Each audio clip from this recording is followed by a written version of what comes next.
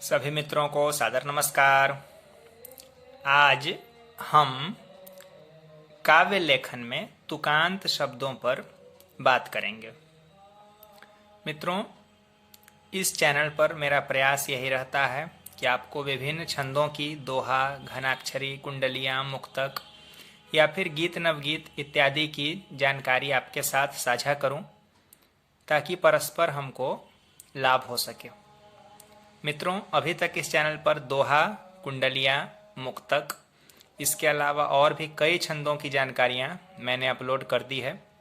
आप प्लेलिस्ट से देख सकते हैं। आपको देखने पर वीडियो पसंद आए तो लाइक ज़रूर कीजिए, सब्सक्राइब ज़रूर कीजिए, इससे वीडियो डालने के लिए उत्साह बना रहता है। इसके अलावा एक चीज़ और कि वीडियो को अपने मित्रों से शेयर ज़रूर कीजिए, ताकि उनको भी हमारे साथ चर्चा में जुड़ने का अवसर मिल सके। तो आइए बात करते हैं आज तुकांत शब्दों पर। मैं आपके सामने उदाहरण के लिए दो पंक्तियां लिख रहा हूं।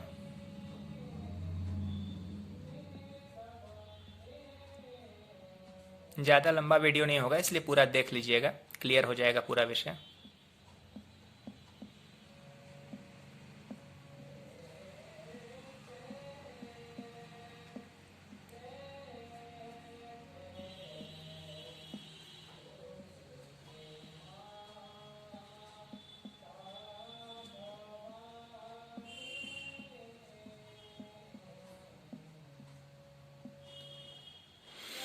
अब देखिए, मैंने आपके सामने ये दो पंक्तियां लिख दी। उदाहरण के लिए मैंने लिखा है, मेरे साजन आए दिन बहार के आए। चूंकि यहाँ हम तुकांतता पर बात कर रहे हैं, क्योंकि मात्रा गणना, मात्रा संयोजन इत्यादि के वीडियो सब कुछ मैंने प्लेलिस्ट में बिल्कुल अलग अलग विषयों में डाल रखा है, आप देख सकते हैं। तो यहाँ हमको चूंकि ये तुकांत शब्दों पर बात करनी है ना, ये जो तुकांत है इस पर बात करनी। आपको क्या लग रहा है, ये सही है? मेरे साजन आए दिन बहार के आए, ये तुकांत पंक्ति आपको देखकर लग रही है, क्या ये सही है या गलत है? सही है तो क्यों सही है और गलत है तो क्यों गलत है, जरा सोचिए। जिन लोगों ने ये सोचा है कि ये तुक गलत है, बिल्कुल उन्होंने सही सोचा है, ये तुक गलत है। ऐसे तुक हम लोग नहीं लगाते हैं। जिन लोगों को तुकांतता के बारे में उतनी अधिक जानकारी नहीं है, उनको लग रहा हो कि ये गलत कैसे हो गया, आए आए तो दोनों में हो ही रहा है, तो यही तो गड़बड़ी है। तुक का मतलब दोस्तों यही होता है, एक जो शब्द आपके पूरी तरह से, जो शब्द समूह या वर्ण आपके पूरी तरह से समान हो जाएं, उसको आप एक तरफ छांटते जाइए। जैसे आपने इस पंक्ति में देखा, दोनों में आए आए हो रहा है, तो आए आए तो मिक्स कर गया, इसलिए आप इस आए को ना एक तरफ रख दीजिए। ठीक है, इसको हमने एक तरफ। अब उसके पहले के शब्द या वर्ण को देखिए, क्या है? इसमें है साजन और इसमें है बहार के। तो आप अब सीधी सी समझ, थोड़ी बहुत समझ रखने वाला भी व्यक्ति समझ जाएगा, साजन और बहार के में कोई तुक नहीं है, इसलिए पूरी पंक्ति का ही तुक गया काम से। ठीक है ना? तो यही चीज आपको तुकांतता के दौरान ध्यान में रखनी है।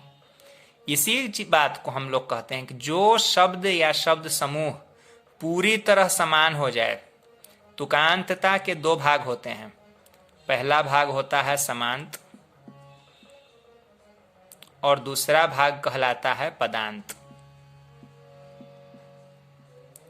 इसी समांत और पदांत को मिलाकर बनता है हमारा तुकांत। ठीक है, अब ये समांत पदांत क्या है? तो इस पदांत वो शब्द या शब्द समूह कहलाता है जो पूरी तरह मिक्स समान हो गया। जैसे यहां पर आए आए जो आपका पूरी तरह समान हो गया ना, तो यही आपका हो गया, ये इसको आप पदांत कह सकते हैं, कि पद का अंत पदांत। और ये जो समांत होता है ना, समांत हम कहते हैं ध्वन्यात्मक समानता को। जैसे पाया, खाया, दोनों में कौन सी ध्वनि आ रही है? इन दोनों में आया ध्वनि आ रही है ना, प अगर निकाल दें और ख को निकाल दें तो आया आया ध्वनि दोनों में बचेगी ना। तो यही आया ध्वनि जो है ना, ये हो गई आपकी समांत। यही समांत ही महत्वपूर्ण होता है। पदांत के बिना भी तुकांत हो जाएगा, लेकिन समांत के बिना तुकांत नहीं होगा। जैसे कि यहां पर क्या हुआ, इसमें पदांत तो आ गया लेकिन समांत आया ही नहीं, तो ये तो गलत हो गया ना। आप समांत को मिला लीजिए, यानी इस तरह की ध्वन्यात्मक जो तुक है उसको मिला लीजिए। आप अगर पदांत नहीं भी लगाएंगे तो कोई परेशानी नहीं होगी। अब इस समांत को बनाने का मैं आपको तरीका बता रहा हूं कि ये तो आपने समझ लिया कि बिल्कुल सेम, बिल्कुल समान शब्द ही पदांत होते, इसलिए इसको समझने की कोई आवश्यकता नहीं है। जैसे एक उदाहरण ले लीजिए, दो पंक्तियों में लिखा हुआ है, क्या हुआ, अच्छा इसको रहने दीजिए। दो पंक्तियां हैं, मान लिया कि उसमें लिखा हुआ है पाता है और लिखा हुआ है जाता है। तो ये जो आपका है पूरी तरह से मैच कर गया, तो ये है आपका हो गया, क्या हो गया, पदांत हो गया। और ये पाता और जाता में जो आता ध्वनि आई, दोनों में पाता और जाता दोनों में आता ध्वनि है ना, ये हो गया आपका समांत। अब क्लियर हो गया होगा मेरे विचार से, ठीक है। तो यही समांत शब्दों को लगाने में हमको सावधानी रखनी पड़ती है, क्योंकि ये तो पदांत तो वही हो जाएगा जो बिल्कुल सेम हो जाएगा। ये नहीं भी होता तब भी समांत से तुकांत बन जाएगा। आइए अब आपको मैं समांत जो शब्द हैं उनको सही सही शब्द कैसे पकड़ें वो बताता हूं। हाँ, अब देखिए मैं यहाँ बता रहा हूँ, जो समांत जो हमारे शब्द होते हैं ना, हम उनको 3 श्रेणियों में मान सकते हैं। उत्तम,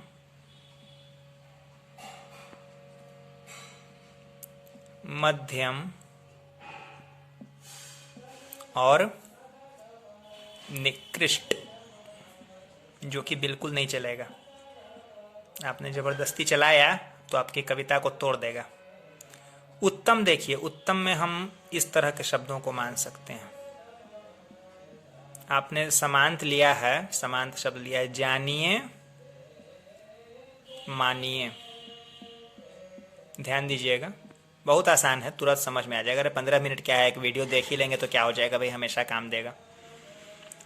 इसलिए हड़बड़ाकर स्किप नहीं करना चाहिए। जानिए मानिए, तो इसमें अब आप मिलाइए, एक ही शब्द है, एक शब्द में ही घुसा के पदांत और समांत नहीं बनता, ये भी ध्यान रखिएगा। पदांत हम तभी मानेंगे जब वो शब्द अलग हो जाए। जैसे मैंने अभी बताया ना कि पाता है वाले में है अलग हो रहा था, ये आप मत सोचिएगा कि इसी जानिए मानिए में से निये निये मिल रहा है तो ये पदांत हो गया और इसको हम समांत कहते हैं। नहीं, ये पूरा शब्द ही समांत है। तो ये जानिए और मानिए दोनों में क्या ध्वनि आई, आनिए आई ना। जानिए और मानिए में आनिए ध्वनि आ गई ना। तो ये जो इस तरह की जो परिस्थिति बनी, ये सबसे बढ़िया मानी जाती है। इसी तरह का एक और उदाहरण, जैसे कि मैंने आपको पहले भी बताया है, इस वीडियो में पाता है और जाता है में आता ध्वनि आई थी। उसी तरह से गाया और खाया दोनों में क्या ध्वनि आ रही है, आया आ रही है ना।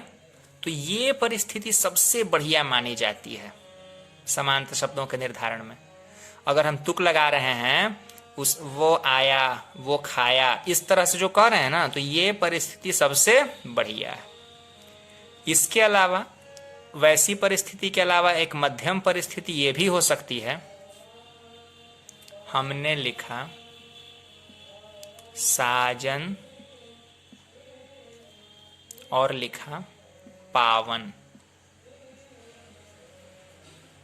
ये मध्यम की मैं बात कर रहा हूं, उत्तम वाला मैटर खत्म हो गया, इसको मिक्सअप मत करिएगा, ये अलग है।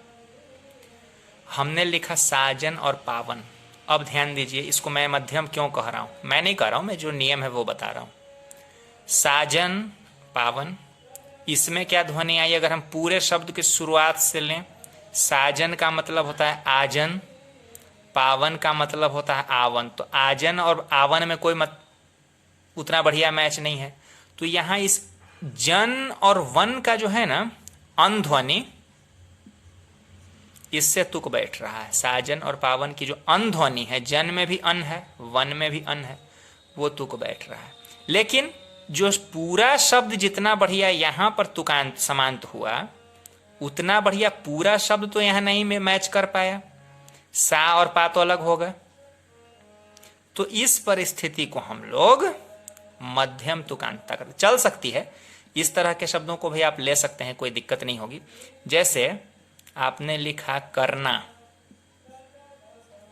और नीचे अगले में ले लिया बचना। अब क्या हुआ? हिंदी में इसको गलत नहीं माना जाएगा। अना यहां भी है, रना, चना। तो रना और चना में अना ध्वनि है ना, अना है ना, अना ध्वनि आ रही है ना। रना में भी अना है, चना में भी अना है, चल जाएगा। लेकिन ये क और ब तो इसमें भागीदारी नहीं कर पाया, इसलिए ऐसी, हाँ, उर्दू में ऐसी इस परिस्थिति को दोष मान लिया जाता है जहां गजल की बात होती है। लेकिन यहां गजल की बात तो हम लोग कर रहे हैं, छंदों की बात कर रहे हैं, तो इसलिए यहां हिंदी में ऐसा कोई प्रॉब्लम नहीं है। लेकिन ये मध्यम तुकांतता में ही आएगा। अब देखिए निकृष्ट में क्या होता है।